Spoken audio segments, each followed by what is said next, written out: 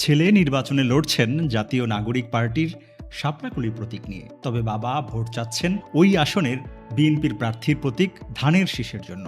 লক্ষ্মীপুর ১ আসনে এই চিত্র দেখা গেছে। এনসিপির এই প্রার্থীর নাম মাহবুব আলম। তিনি সাবেক তথ্য উপদেষ্টা মাহফুজ আলমের ভাই।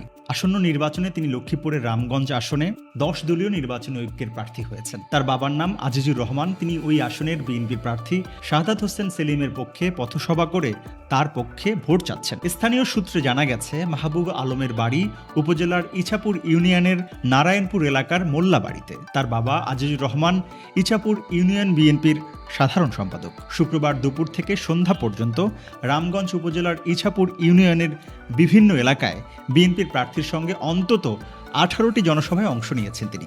এসবে তিনি ধানের শীষ প্রতীকের জন্য ভোট চেয়েছেন।